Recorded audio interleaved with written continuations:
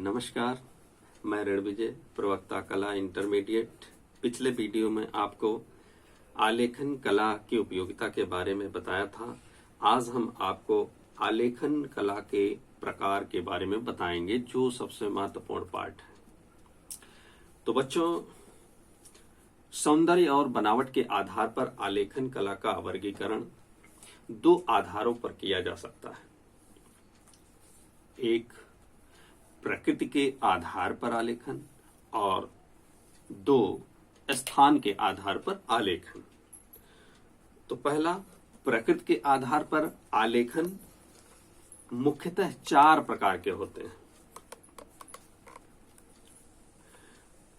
उसमें नंबर एक, प्राकृतिक आलेखन। प्राकृतिक आलेखन का तात्पर्य है प्राकृतिक फूल, पत्तियों, कलियों, पुष्प, पक्षियों और मानव चित्रों की वास्तविक बनावट वाले आलेखन को प्राकृतिक आलेखन कहते हैं। सुंदर सज्जा के लिए इस आलेखन का प्रयोग किया जाता है। और नंबर दो, अलंकारिक आलेखन। अलंकृत रूपों के संयोजन से बने हुए आलेखन को अलंकारिक आलेखन कहते हैं। अलंकारिक आलेखन में लयात्मकता और प्रवाह बहुत ज्यादा होता है। इनकी आकृतियों में बहुत ज्यादा घुमाव, लय और प्रवाह होता है।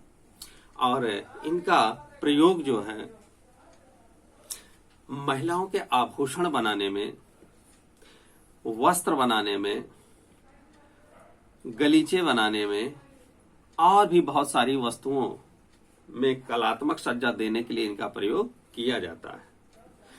बड़ा ही महत्वपूर्ण है ये। और जो तीसरा है वह है ज्यामितीय आलेखन। ज्यामितीय आलेखन यानी ज्यामितीय आकारों से बने आलेखन को ज्यामितीय आलेखन कहते हैं। इन आकारों को बनाने के लिए आपको पटरी, प्रकार, चांदा इत्यादि का सहयोग लेना होता है। और ज्यामितीय आलेखन का प्रयोग अक्सर दरवाजों के डिजाइन, छतों, फर्श इत्यादि को बनाने में किया जाता है। चौथा आलेखन है सूक्ष्म या मिश्रित आलेखन। सूक्ष्म या मिश्रित आलेखन मतलब प्राकृतिक आलेखन, अलंकारिक आलेखन और ज्यामितीय आलेखन तीनों के मिश्रण से बने आलेखन को सूक्ष्म या मिश्रित आलेखन कहते हैं। यह निश्चित आकारों को सजाने के लिए कल्पना पर आधारित होता है। और इसको बनाने के लिए उपरोक्त तीनों आलेखनों का ज्ञान होना बहुत आवश्यक है। और आज जो हम कंप्यूटर के युग में इस समय चल रहे हैं, उसमें ग्राफिक्स डिजाइन का जो रोल है वह इसमें बढ़ जाता है। तो ये मिश्रित आलेखन भी जो है आज के समय के लिए बहुत ही महत्वपूर्ण है। इसके अतिरिक्त आलेखन का एक और मुख्य भेद माना जाता है, जिसे हम पुष्प आलेखन कहते हैं।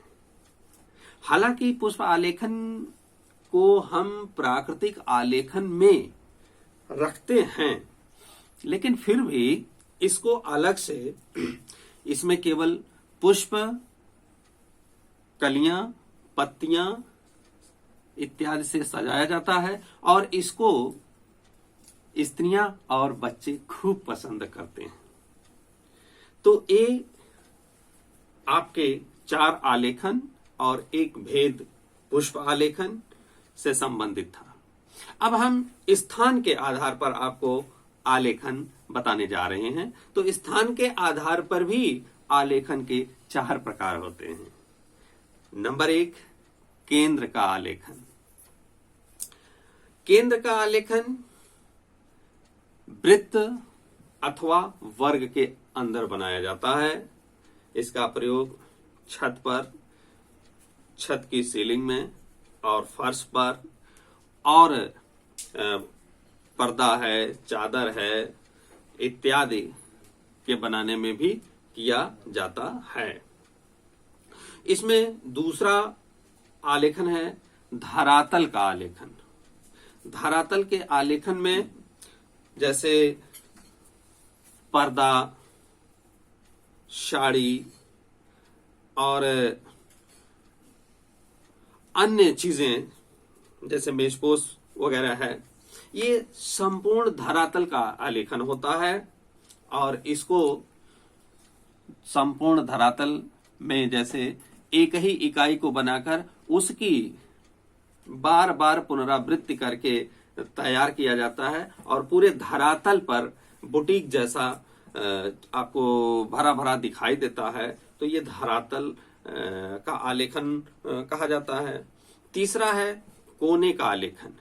इस प्रकार के आलेखन को वस्तु के कोने को सजाने के लिए किया जाता है।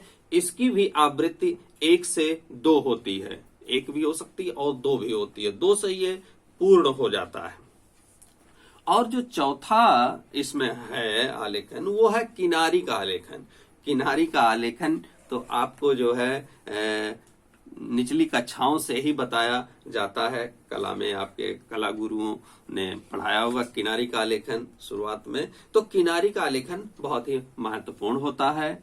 यह आप देखते हैं कि साड़ी के किनारी को सजाने के लिए, चादर को किनारे को सजाने के लिए, मेजपोश के किनारे को सजाने के लिए, टाइल्स वगैरह में भी किनारों को सजाने के लिए इसका भरपूर प्रयोग किया जाता है। तो इन प्रकारों को जानने के बाद आप सब भली भांति अपने द्वारा बनाए जाने वाले आलेखन में जरूर प्रयोग करेंगे, जरूर जानेंगे कि जो आलेखन आप बनाने जा रहे हैं वह प्राकृतिक आलेखन है, अलंकारिक आलेखन है, ज्यामितीय आलेखन है या फिर मिश्रित आलेखन है।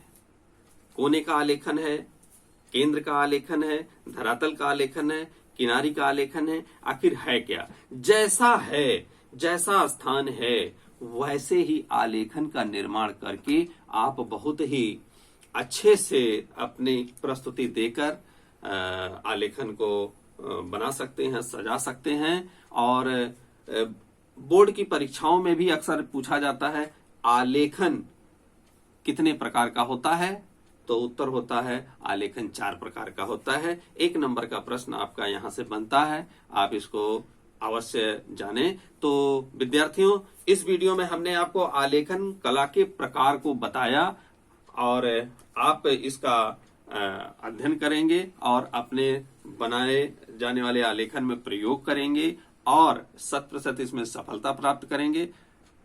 धन्यवाद।